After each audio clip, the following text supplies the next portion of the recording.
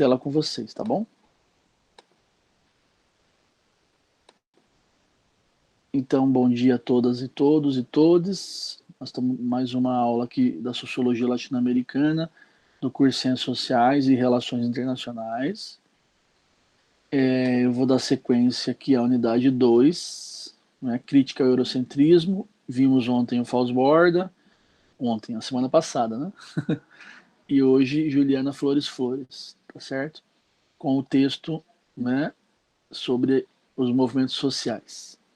Eu vou compartilhar com vocês aqui o prospecto da aula e vou tentar ampliar aqui. Então agora eu não consigo mais ver o chat, tá? Então se alguém tiver alguma questão, me avisa no microfone, tá certo? Então nós vamos dar início aqui à conversa sobre esse capítulo da Juliana Flores Flores, que está naquele livro El Giro Colonial, né? Que esse capítulo, Leitura Não Eurocêntrica dos Movimentos Sociais Latino-Americanos, foi escrito pela Juliana Flores Flores, que é uma autora colombiana, e talvez uma das principais autoras na Colômbia, e uma das principais autoras na América Latina, que pesquisa o contexto latino-americano, pesquisa os movimentos sociais, numa chave de análise do movimento feminista, daquilo que nós poderíamos chamar de episteme feminista, né?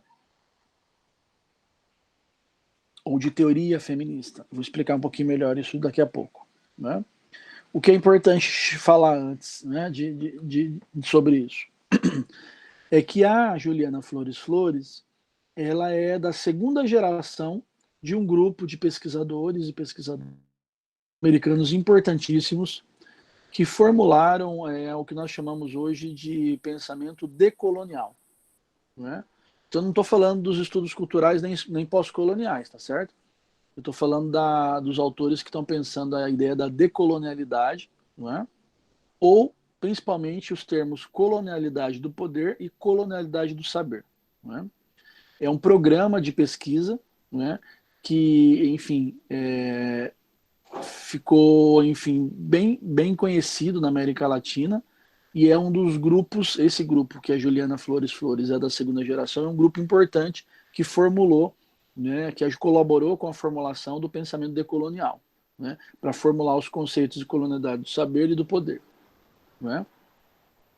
Esse grupo é um dos grupos importantes da América Latina, talvez um dos mais importantes, né, que é esse, né, grupo Modernidade e Colonialidade, da qual a Juliana Flores Flores o tempo todo está se referindo no texto. Né? Esse livro, O Giro Colonial, El Giro Colonial, ele, na verdade, ele é o resultado, um dos principais resultados dessa produção coletiva em torno dessa perspectiva da colonialidade do saber e do poder, tá certo? Tem um histórico que não está nesse texto, mas está lá no começo do livro, que vai falar o que é esse grupo. Quem quiser dar uma lida, está disponível para vocês também. Vocês viram que o livro inteiro está disponível lá no Cigar.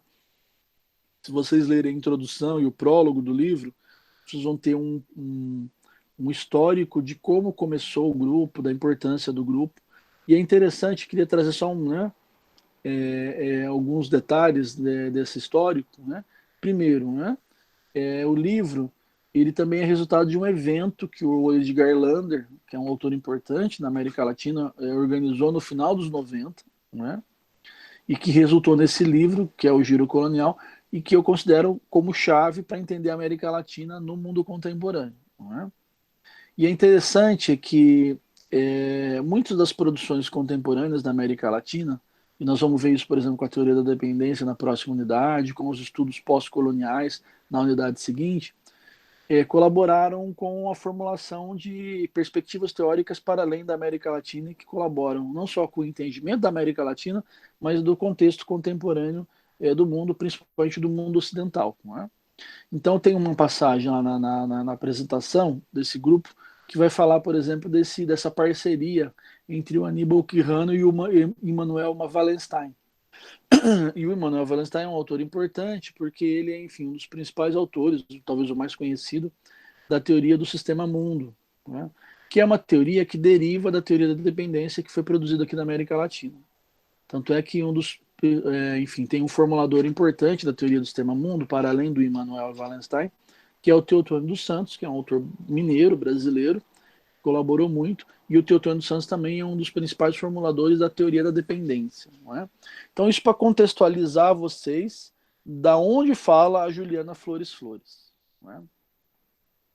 Além disso, vocês viram que, enfim, no final tem uma citação de todos os autores que ela utiliza, do artigo dela, né, do capítulo, mas tem alguns autores que estão mais fortes, presentes com mais força no texto dela, e eu fiz uma lista aqui para a gente mostrar, enfim, o percurso desenvolvido pela Juliana Flores Flores, que é um percurso, né, que passa um pouco pelo debate com a teoria decolonial, que na verdade vai articular um pensamento que vai dialogar muito intimamente com aquilo que eles estão chamando de marxismo ocidental, que é basicamente os autores europeus, né, do hemisfério norte, que estão trabalhando a perspectiva marxiana, um debate com a teoria do sistema mundo, né, e também a teoria da dependência. Esses são os três interlocutores fundamentais desse grupo, né, que vai pensar a decolonialidade, né, que é diferente dos estudos pós-coloniais, tá bom?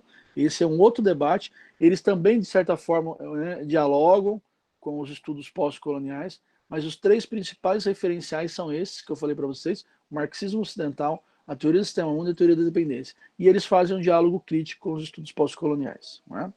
Então, esses autores demonstram um pouco esse percurso. Então, tem aqui o Santiago Castro Gomes, o Boaventura de Souza Santos, o Henrique Dussel, o Anthony Giddens, o Ramon Grossfogel, o Edgar Lander. Esses dois eu tive a oportunidade de conhecer em vida. O Walter Mignolo também, mas eu vi de longe, né? O Grossfogel e o Lander eu tive a oportunidade de conversar, enfim. Eu coloquei duas vezes aqui o Boaventura, não sei porquê, né? Não é porque ele é tão importante, não. Ele é importante, mas eu acabei colocando duas vezes aqui. A Spivak, né? O Alan Turing, né? E o próprio Immanuel Wallenstein. Né? São autores que têm força no texto que vocês leram. Né? Além de outros que foram citados, que não estão aqui, mas esses são os autores que têm mais peso no texto. Né? Então, por exemplo, Castro Gomes e Grossfogel são os organizadores do livro que ela faz parte. Né? Mas tem também um peso importante que tem que ser considerado, que perpassa todo o texto, que é aquilo que eu falei, né? essa perspectiva da episteme feminista. Né? A teoria feminista, enfim, pensada a partir de um status epistêmico. Né? Não só como um ramo da sociologia, perdão, das ciências sociais, mas como uma perspectiva teórica com capacidade de colaborar com o entendimento da realidade social para além da própria questão, enfim, feminina. Né? Ou seja, o reconhecimento, inclusive, dessa lógica de que a própria versão moderna, né, da ciência, ela traz no seu bojo a essência da masculinidade. Né? Quando não da própria misoginia. Então, essa perspectiva que a Juliana traz, ele é importante, ou a Juliana, né? Porque, enfim, os espanhóis vão falar Juliana, né? Traz, importante porque se é uma crítica ao eurocentrismo, passa pela crítica à modernidade, a ciência moderna desenvolvida no bojo desse eurocentrismo. E dentro da essência desse eurocentrismo, que você tem um discurso masculinizado, né? A universalização, por exemplo, do homem enquanto sujeito, ser humano. Né? Então, ter uma autora aqui na América Latina, uma autora colombiana, que está levando em consideração isso para pensar a crítica ao eurocentrismo, a crítica à modernidade é importante, e esse capítulo, esse texto, ele reflete isso. Então, eu fiz essa primeira apresentação da Juliana, meio que tentando mostrar também o lugar de fala dela, né, e a potência desse lugar de fala, no sentido de que ela traz para a gente uma abordagem importante, sistematiza, de certa forma, nessa perspectiva, inclusive, da teoria feminista, esse olhar decolonial sobre a América Latina. Esse livro, os dois livros que eu citei para vocês, né, o Giro Colonial e o livro que nós vamos ver na próxima aula, um capítulo, né, que é o capítulo do Edgar Lander, que chama Colonialidade do Saber, né? Então aqui, ó, o Giro Colonial, o Giro Decolonial e a Colonialidade do Saber são dois livros que, enfim, eles juntam uma série de autores e autoras que apresentam uma abordagem muito, enfim, próxima da realidade latino-americana na contemporaneidade. Então são dois livros muito potentes para entender a América Latina. Né? Então deixa eu voltar aqui. Né? Então esse texto, por exemplo, é um texto que eu gosto muito da Juliana Flores Flores, porque tem esse potencial, essa potência de compreensão do que é a América Latina. Então, qual que é a proposta dela? O tema dela, e eu digo, né, na verdade, é a desculpa para fazer a crítica ao eurocentrismo, mas no sentido, né, valorativo do termo, né, ela vai propor o quê? Uma leitura não eurocêntrica da ação coletiva, dos movimentos sociais. Mas eu digo, né, isso é apenas um motivo que ela tem para fazer a apresentação, na verdade, de uma perspectiva teórico-metodológica para além dessa lógica eurocêntrica. Então ela faz essa denúncia desse caráter eurocêntrico da modernidade. Né?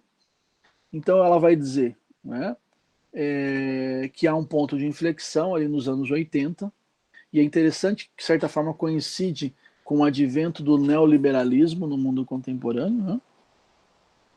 Onde você vai conseguir, a partir dos anos 80, olha que interessante, a partir dos anos 80, onde você tem na América Latina uma movimentação forte de movimentos sociais pela libertação dos povos, né, pela, enfim, contra governos militares. Né? No Brasil, por exemplo, nós tivemos anos 80, anos 80 de movimentos sociais, né, a luta pelas diretas já. Então ela vai dizer, a partir daí você começa a ter, somente a partir da América Latina, né, é uma crítica significativa àquilo que nós poderíamos chamar de limites da modernidade. Né?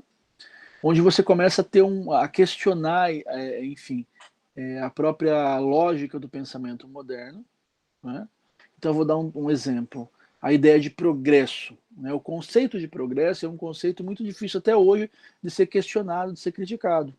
Porque a gente passou, basicamente, o século XX inteiro, onde a ideia de progresso, ela, na verdade, estava presente no bojo, na essência, de praticamente todas as perspectivas teórico, político, cultural do século XX, sejam de caráter de defesa do capitalismo ou de caráter contra o capitalismo. Então, por exemplo, né, as potências mundiais trabalhando a lógica do progresso, como os Estados Unidos, países europeus, mas as potências também, enfim, socialistas, como a China, a União Soviética, né, a atual Rússia, também trabalhando a ideia de progresso. Então você não, enfim, não tinha conflito entre esses dois grandes blocos do mundo em termos de debate sobre progresso. A ideia de progresso é uma ideia naturalizada e você passa a questionar essa lógica dessa linearidade, dessa ideia do desenvolvimento tecnológico sem precedentes que nós tivemos ao longo do século XX no mundo.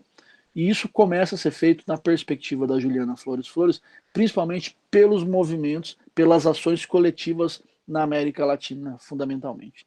Ou seja, isso passa a ser questionado, né, pelas reivindicações coletivas na América Latina.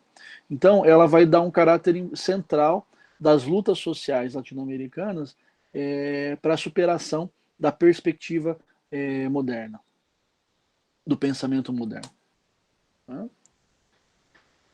Isso sem, enfim, dizer que, olha, o que não está feito aqui não serve, mas dialogando com perspectivas para além da própria América Latina. Então, uma dessas perspectivas são as próprias teorias, que ela está chamando de teorias críticas do pensamento iluminista. Não é? Quais são essas teorias críticas? Uma delas é do próprio Giddens, né, a teoria da reflexividade. Não é?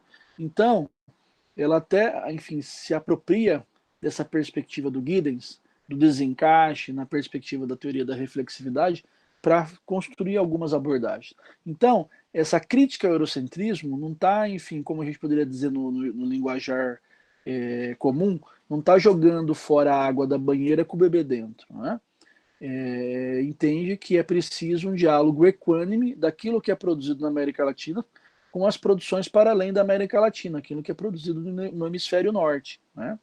E um dos elementos que eles assumem, né, por exemplo, são as teorias críticas do pensamento iluminista. Né? Então, a partir dessa perspectiva, ela vai compreender, né, que os movimentos sociais eles são atores, né? E atores com potencial para apresentar pautas transformadoras. Tem essa potencialidade, né? Ou seja, de pensar essa modernidade contemporânea, avançada, tardia, radicalizada, né? Tem vários termos, né? Pensar criticamente, que é pensar o capital, né? O processo de industrialização, o poder militar sobre o mundo, né? E a própria ideia de vigilância, ou, enfim, a noção de segurança. Não é? Então, na verdade, ela está aqui dialogando muito intimamente com a perspectiva do Giddens. Né? O Giddens vai dizer o quê? No mundo contemporâneo, a gente tem que escolher entre a liberdade e a segurança. E as pessoas têm escolhido muito a segurança. Então, ela vai absorver essa perspectiva de forma crítica para pensar o contexto latino-americano. Né? Então, ela, enfim, também faz uma crítica ao próprio iluminismo, não é? A própria noção, enfim, iluminista. Ela vai dizer, olha, o iluminismo é que vai produzir essencialmente a modernidade e, no seu bojo, o próprio eurocentrismo. Não é? Então, os movimentos sociais, sendo críticos a esse processo, eles nos oferecem, porque que é importante entender os movimentos sociais, mas não só entender, mas estar envolvido com os movimentos sociais latino-americanos, porque eles são chave de leitura fundamental para entender a América Latina. Eles estão um passo à frente, não é? Para entender o contexto, porque eles estão fazendo uma abordagem social, estão atuando socialmente e coletivamente na realidade social de forma crítica. Não é? E daí, enfim, qual que é uma das críticas importantes que ela vai fazer a isso que ela está chamando de modernidade eurocêntrica. Né? Então, quando ela adjetiva esse pensamento moderno, né, como eurocêntrico, ela já tem no seu bojo uma crítica à própria lógica, não só eurocêntrica, mas do próprio pensamento moderno. Né? Entre eles, por exemplo, a noção de progresso. Né? Então, ela vai dizer, olha, não funciona para nós essa dicotomia do pensamento moderno, que vai pensar autonomia, dependência, atraso, desenvolvimento, local, global, centro, periferia, não é? Enfim, uma série de dicotomias que vão, né, o que ela vai chamar de essa lógica binária, né, que vai pensar a realidade social. Por quê? Porque essa lógica ela tende a hierarquizar, né, enfim, as dinâmicas sociais. Né? E ao hierarquizar as dinâmicas sociais, pejorativamente vai hierarquizar, enfim, o contexto latino-americano para baixo. Né? Então a gente viu isso muito, por exemplo, com Stavenhag, quando ele vai pensar a lógica enfim, da América Latina dual. Né? Então, ela vai dizer, as próprias teorias dos movimentos sociais acabam a manter essa lógica, né, desse pensamento dicotômico. Né? E isso acaba suprimindo o potencial das lutas periféricas, né, de compreensão dos atores críticos da modernidade no contexto latino-americano. Então ela vai ter que superar essa lógica da dicotomia que hierarquiza, enfim, as relações sociais. Eu acho muito interessante trazer a Juliana Flores Flores para vocês também, porque é interessante que quando a gente pensa os atores, os autores, né, na academia que trabalham em movimentos sociais, então você tem um autor importante, que é o Alain Touraine, por exemplo, que é um autor francês, né, europeu, que é uma referência importante para pensar movimentos sociais. Mas quando você vem para a América Latina, você tem duas figuras femininas que são referências hoje no mundo para pensar movimentos sociais na América Latina. Uma delas é a Juliana Flores Flores, né? E a outra é a Maria da Glória Com, que é uma brasileira. E se você, enfim, pretende estudar movimentos sociais no Brasil, não tem como estudar sem passar por ela. Né? Você pode até não concordar com ela, mas ela é uma autora, enfim, central, aquela autora que se torna a autora referência do tema. Né? Então não dá para estudar, enfim, movimento social sem passar pela Maria da Glória Com. E também a própria Juliana Flores Flores, na América Latina. Né? Então é interessante como, enfim, as mulheres vão ocupando esse espaço, né, importante de produção de conhecimento crítico no contexto da própria academia. Né? Então ela tem uma hipótese, né, qual que é a hipótese dela? Né? Ela, enfim, evitar essa hierarquização, como na verdade, já trouxe para vocês essa hipótese no slide anterior, ou seja, essa ideia de romper com esse pensamento dicotômico, né? Ou seja, né, você, enfim, ao fazer isso, você acaba hierarquizando as realidades sociais, diminuindo a importância da América Latina, por exemplo, mas também daí ela vai trazer uma ideia que é importante, que ela vai dizer, olha, essa lógica também acaba transformando o atual mundo contemporâneo no último estágio da modernidade, né? Principalmente emparedado na lógica da globalização. Então ela vai dizer, olha, a globalização como o último, né, estágio, né, da modernidade. Então é de superação dessa própria lógica que passa de certa forma pela ideia, enfim, enfim, a ideia que a gente tinha com o Fukuyama, que era muito forte nos anos 90, né, o Francis Fukuyama, que vai falar, enfim, do capitalismo como o último estágio do processo civilizador, né? Como se não houvesse nada para além ou nada melhor do que o que nós temos. E vai, enfim, o mundo contemporâneo vai mostrando que, enfim, se for verdade que não tem nada além disso, é um problema, né? Mas é fundamental entender que provavelmente tem algo melhor, porque se o melhor é isso que nós temos hoje, enfim, né? Aí, enfim, é o suicídio da humanidade. Então, qual que é a tendência, né? Qual que é a tendência, né? Ela vai pensar, enfim, uma ordem, né, social contemporânea, moderna, né, que não seja mais eurocentrada, mas que tenha a capacidade de se pensar de uma forma universal, né? E isso, enfim, a globalização acaba fazendo, mas fazendo de uma perspectiva ainda hierarquizada, né? E tendo setores e segmentos da periferia que buscam resistir a essa lógica, não é, de globalização hierarquizada. Na próxima aula nós vamos trabalhar um texto do Quijano, onde ele vai mostrar muito bem essa hierarquização, essa classificação dos seres humanos a partir das raças e como enfim, essa classificação produz uma hierarquização também dos seres humanos. Não é? Então essa concepção do processo totalizador da modernidade, né, quanto processo totalizador, globalizante, vai passando, enfim, do centro, que sempre é considerado moderno, até a periferia, que nessa hierarquização é sempre considerada tradicional. E esse tradicional pensado não na perspectiva weberiana, por exemplo, mas numa perspectiva pejorativa, né, do tradicional.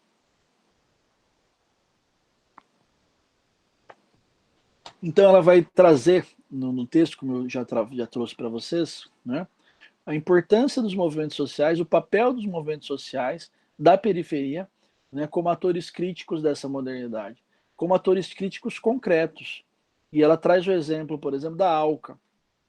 Eu vivenciei esse momento, enfim, que nós tentamos aqui no caso brasileiro implementar a ALCA. A ALCA era, enfim, era chamada de Área de Livre Comércio das Américas.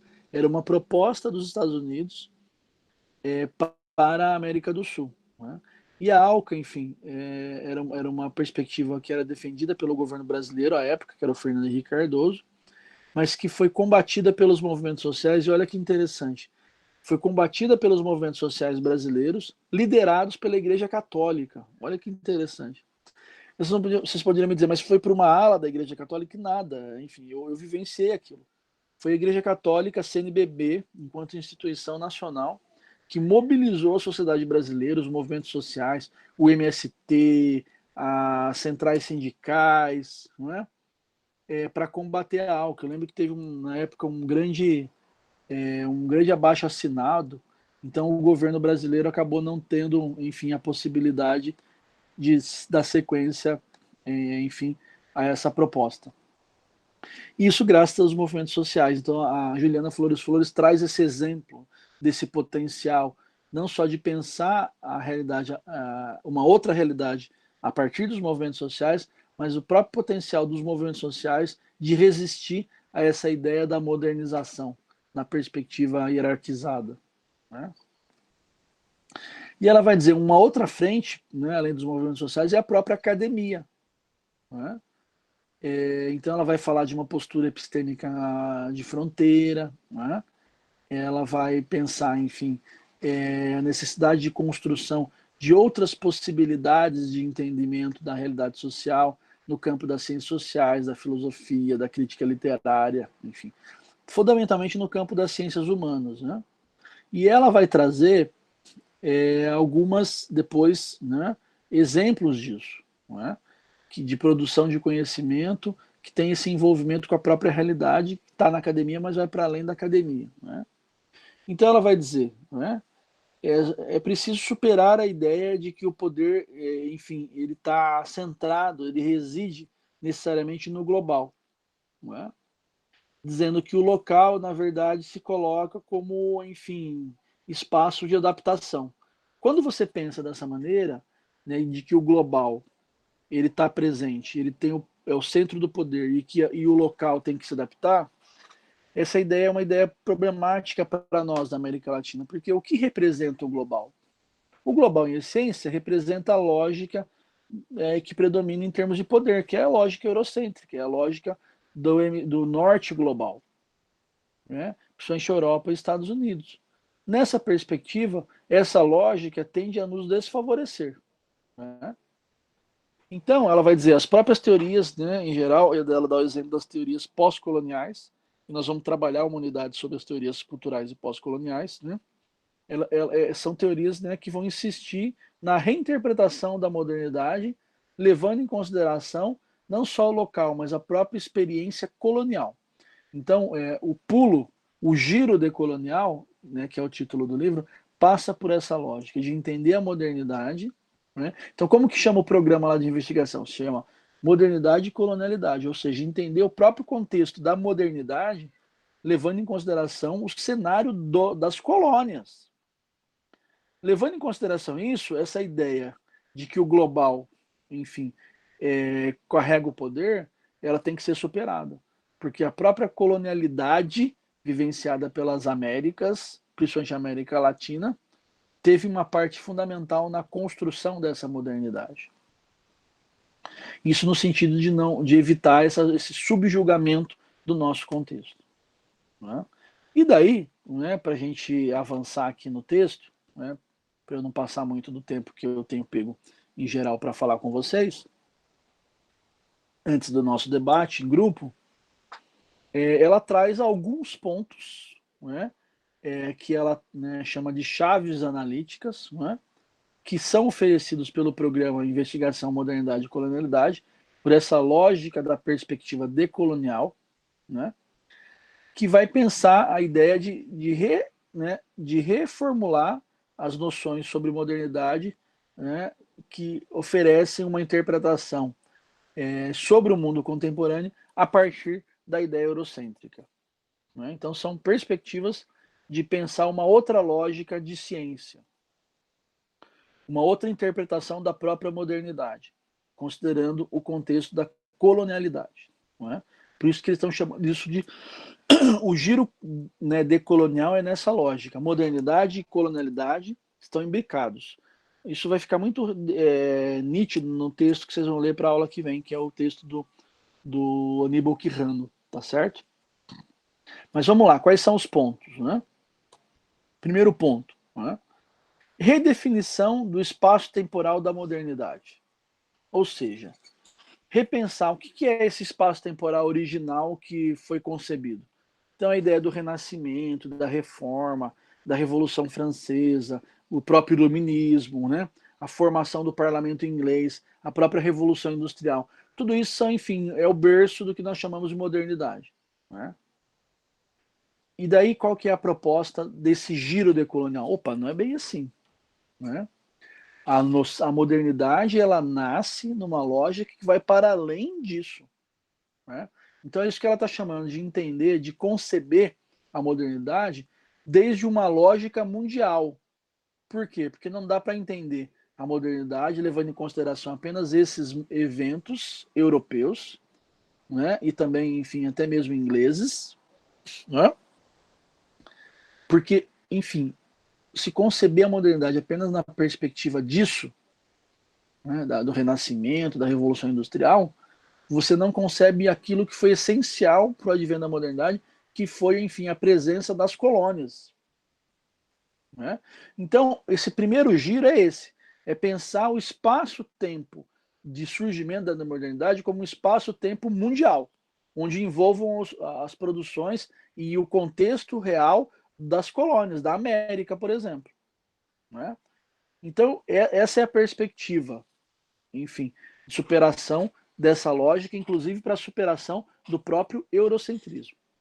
Qual que é o segundo ponto? Né? Ou seja, ao mundializar esse espaço-tempo do mundo moderno, você consegue ver a colonialidade como a outra cara da modernidade. Né? Ou seja, a América Latina foi parte dessa formação desde a sua constituição. Ela não entra depois. Ela é fundamental desde a sua constituição. Né? Então, isso também exige que a gente, enfim, supere isso que ela está chamando de mito da modernidade, né? Que não leva em consideração os atos de violência irracional dos europeus, por exemplo, aqui na América. Ou vocês acham, né, ou nós, né, vamos achar que o descobrimento, né, da América foi algo civilizado, racionalizado. Né? Foi algo fundamentalmente violento e com características fundamentalmente irracionais. Né? Vamos pensar, por exemplo, quantos indígenas foram dizimados nesse Brasil. É só pegar a história da colônia. Né? Então, enfim, é repensar essa lógica. Então, esse é o segundo giro. Terceiro, né, elemento, né, terceira chave, né, terceiro giro importante, enfim, entender, né, os dispositivos eles usam o termo displacing, né, mas a gente poderia traduzir aqui, são várias maneiras de traduzir, eu estou traduzindo como desencaixe, considerando o diálogo da Juliana com o Giddens, né. Então, esses dispositivos de desencaixe da modernidade, né, que são cada vez mais difíceis de serem remediados, né, que vão gerando pontos de inflexões significativos e que comprometem o desenvolvimento dos Estados-nações latino-americanos. Então, ela traz os exemplos aqui, né, por exemplo, na Colômbia, né, essa lógica do desenvolvimento do capital que vai culminar onde? Na guerra. Né? Ou a gente poderia generalizar para a América Latina essa lógica desse desenvolvimento, né, que vai sugando riqueza da América Latina para a Europa, para os Estados Unidos, né? Essa lógica do capital que vai gerar, por exemplo, os governos autoritários, os governos militares. Né?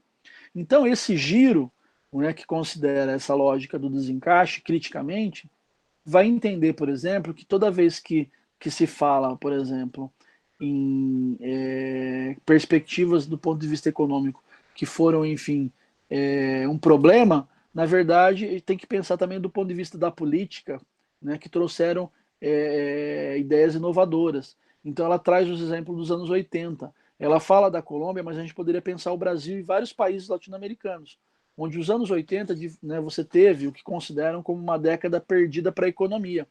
De fato, o Brasil, se vocês forem estudar o Brasil, do ponto de vista da economia, o Brasil, a Colômbia, a Argentina, o próprio México, os anos 80 foi uma década perdida do ponto de vista econômico, mas foi uma década ganha para os movimentos sociais, do ponto de vista político. No Brasil, por exemplo, por mais que as diretas já não tenham ganhado, né, na política o direito da eleição direta, ela possibilitou anos depois a eleição direta. Ela possibilitou anos depois o advento daquilo que nós chamamos de nova república. Tudo bem que nós chegamos em 2020 e estamos nessa situação que nós estamos aqui, de um governo de características fascistas. Mas foi uma luta política dos anos 80 que possibilitou, por exemplo, a superação dos governos militares. Né? E talvez a gente tenha que ter mais uma década que possa ser perdida do ponto de vista econômico, mas que tem que ser ganha do ponto de vista político, de superação disso que nós estamos vivendo hoje. Né? Porque a pandemia vai trazer recessão inevitavelmente, mas a própria política do governo atual vai trazer recessão. Né? Sem a pandemia, essa política já traria recessão. Com a pandemia, isso vai, né, enfim, piorar ainda mais. Então, talvez, né, essa década que nós estamos começando agora seja uma década perdida para a economia, mas tem que ser ganha para a política, né? Como foi nos anos 80. Eu espero que não, né, que seja uma década ganha também para a economia, porque a gente não merece viver, né, enfim, o que, né, os brasileiros e latino-americanos vivenciaram nos anos 80. Né? Eu era criança ainda, mas eu tenho memórias, né, dos anos 80. Enfim, foram anos terríveis, né, uma recessão terrível.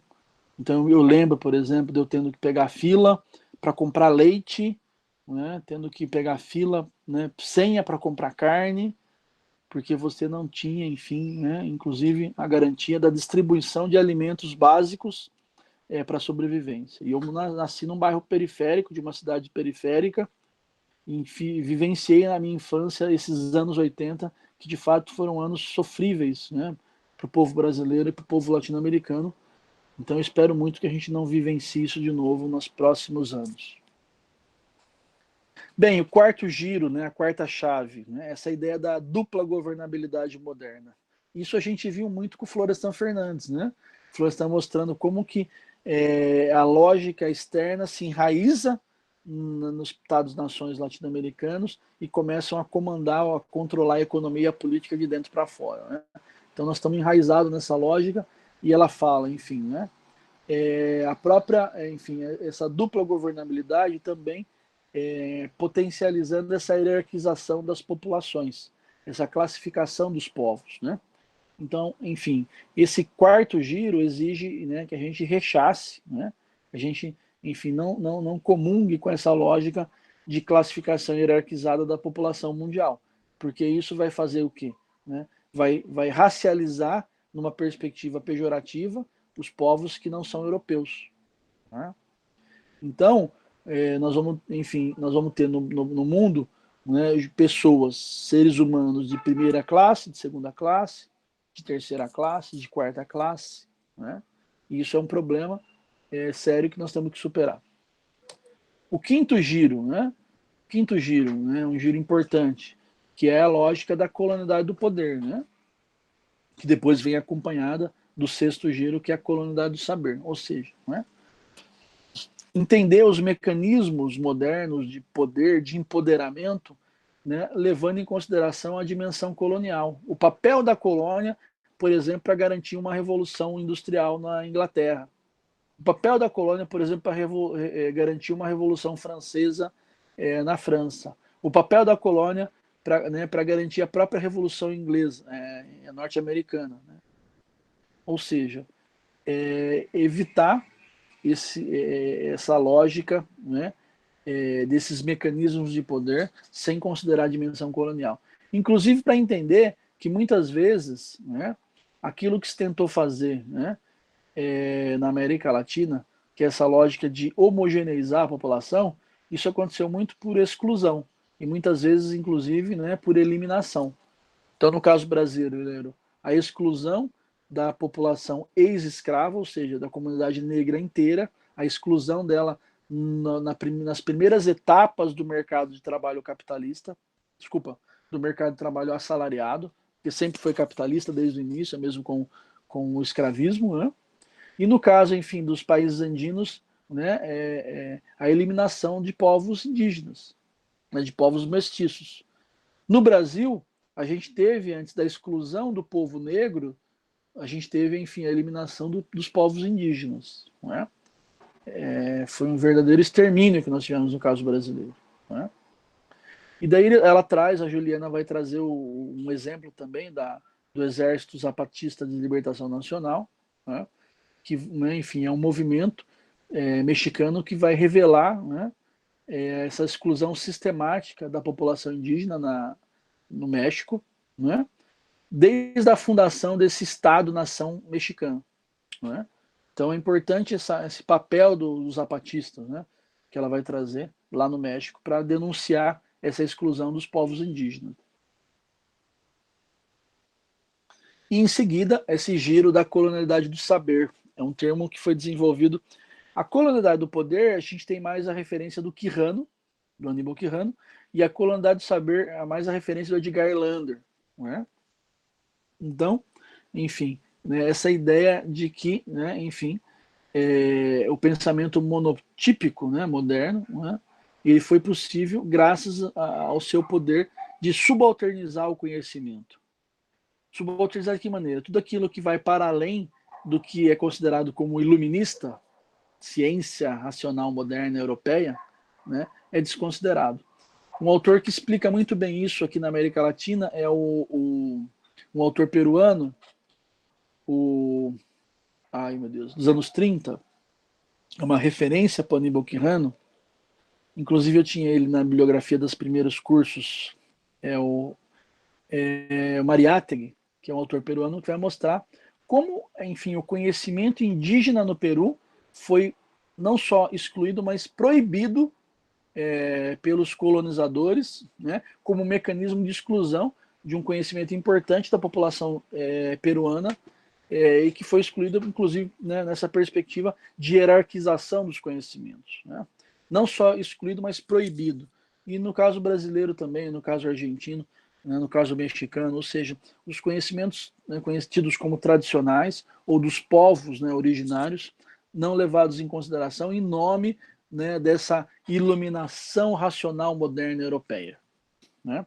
Então, até o termo iluminismo, né, ou ilustração, como a gente tem no espanhol, né, ou esclarecimento, né, esses termos todos eles já são hoje pejorativos. Né? A gente até costuma dizer que no Brasil a gente não precisa mais de esclarecimento da ciência, a gente precisa de um escurecimento. Né? Inclusive, enfim, nas teorias feministas você tem até hoje rechaçada a ideia de ondas, né? Porque você tem as primeiras ondas, segundas ondas das teorias feministas, mas você tem hoje, na verdade, o advento, né, do feminismo negro, né? Que, enfim, né, na verdade, mais do que uma onda, é um tsunami que vai repensar a própria perspectiva teórica no campo da episteme feminista. Né? Então, tudo isso sendo, né, necessidade de dar um giro, né, esse giro da colonialidade do saber também, é, né, uma chave importante para a gente entender e repensar o contexto não só latino-americano, mas da própria modernidade, enfim, da ciência, disso que nós estamos chamando de ciência moderna. Né? E daí ela vai trazer alguns exemplos, né, dessa colonialidade do saber que tem sido produzida na América Latina para além, né, da lógica iluminista. E é interessante que os exemplos dela, né, são dentro e fora da academia. Então ela começa falando de quê? Da teologia da libertação. Né? Então tem o Gustavo Gutierrez, o Henrique Dussel, Cullen, Scanone, Kusch e Leonardo Boff, que é um brasileiro. A teoria da dependência, né, que nós vamos ter uma unidade só para falar dela, que é o Fernando Henrique Cardoso, o Enzo Faleto e o Rui Mauro Marini. Cardoso e Marini, dois brasileiros. Né? A teoria da investigação ação participativa, a gente viu ela na aula passada, o Fausto Borda na Colômbia. Né? E a educação popular, que é o Paulo Freire. Né? Então percebam o papel dos brasileiros na produção, né, de perspectivas teóricas para além da ideia iluminista, do esclarecimento, enfim, né, do iluminismo mesmo. Né? Mas não são teorias que não dialogam com perspectivas para além da América Latina, não dialogam de forma equânime. Então isso está muito evidente na teologia da libertação, mas também na filosofia da libertação, porque para mim o Dussel faz uma filosofia da libertação. Né? Isso está muito presente na teoria da dependência, que do meu ponto de vista é a primeira formulação teórica, acadêmica, que supera a noção eurocêntrica, a primeira formulação predominantemente latino-americana, que apresenta uma explicação não só da América Latina, mas do mundo moderno, principalmente ocidental. Né? A IAP, que nós vimos que também é um método fundamental de pesquisa. Né? E, enfim, gente, a educação popular do Paulo Freire, né? A pedagogia freiriana, que é uma pedagogia respeitada no mundo inteiro. Né? Então, são perspectivas, percebam, né, que superam a ideia da durkheimiana de neutralidade, ou seja, que valorizam o trabalho dos ativistas, dos artistas, dos profissionais, dos líderes, enfim, de base, dos intelectuais. Então, é uma lógica de produção acadêmica que transpassa esse círculo fechado que muitas vezes aparece na academia. Né? Essa ideia de academia fechada, né? Longe do que é a realidade, pode funcionar lá na França, mas não funciona aqui para a América Latina. Isso que eles querem trazer também como evidência. Né? E, enfim, o último ponto, né, que é essa questão da diferenciação colonial, né? Ou seja, né, o que é esse último giro fundamental, essa última chave fundamental para repensar a América Latina, para repensar a modernidade para além do eurocentrismo, mas em diálogo com, né, perspectivas teóricas do hemisfério norte? É pensar a globalização de baixo para cima, então é virar de ponta cabeça nessa lógica da globalização. Essa é uma ideia, por exemplo, do Boaventura de Souza Santos, né? É pensar, enfim, o paraanalítico histórias locais e desenhos globais, né? Que é uma ideia do Aníbal Quijano, né? Ou seja, né? É pensar uma nova episteme, né? Que vai pensar essa fronteira do mundo moderno, considerando a própria lógica colonial, né? Ou seja, esse contexto no qual nós estamos inseridos, inseridas, também como lugar de enunciação. Veja bem, se o Weber foi capaz de pegar um contexto alemão específico, de uma região específica da Alemanha, onde um grupo religioso específico, né, desenvolvia um tipo de prática socio-religiosa específica, e a partir desse estudo de campo, ele conseguiu escrever um livro que é referência para entender o capitalismo no mundo, né? Eu estou falando aqui, por exemplo, da ética protestante e o espírito do capitalismo. Por que nós não podemos fazer o mesmo a partir da América Latina? Como faz, por exemplo, a teoria da dependência, né? Como fazem as teorias desenvolvidas a partir daqui. Ou seja, pisando no chão no qual nós estamos inseridos, oferecendo alternativas de explicação do mundo como um todo. Então, essa ideia, né, das histórias locais com desenhos globais é no sentido de empoderar. Se um alemão pode fazer isso, por que um latino-americano ou um argentino não pode? Então, essa é a lógica do debate equânime, enfim, com as teorias, com as epistemes para além, enfim, da América Latina. E pensar o próprio ambiente da América Latina como um ambiente, enfim, que tem chaves importantes para entender o mundo. Essa foi uma aposta, por exemplo, que os organizadores do Fórum Social Mundial, que começou lá nos anos 2000, fizeram, né? Inclusive, os primeiros 5 fóruns sociais aconteceram em Porto Alegre. Nós tivemos depois o Fórum Social Mundial de Belém e tivemos outros fóruns sociais fora da América Latina. Mas por que começa aqui? Porque, enfim, os organizadores que eram de diversos países do mundo, inclusive da América Latina, mas também da Europa, Estados Unidos, né, de países do Oriente, entenderam que, enfim, a América Latina vivenciava nos anos 2000 um contexto importante para entender o que era o mundo global naquele momento. Então, vir para cá, né, para esse espaço, foi uma aposta também não só de organização dos movimentos sociais, mas uma aposta epistêmica, no sentido de que, olha, nós temos que entender o que está acontecendo aqui, porque o que está acontecendo aqui é uma chave importante para entender o que é a modernidade, para entender esse mundo global, para entender a própria lógica da globalização. Enfim, eu paro por aqui. Eu vou encerrar agora. Eu vou parar aqui a gravação para que vocês fiquem mais à vontade para perguntarem, seja no chat, seja no microfone, tá certo? Eu vou interromper a gravação e a gente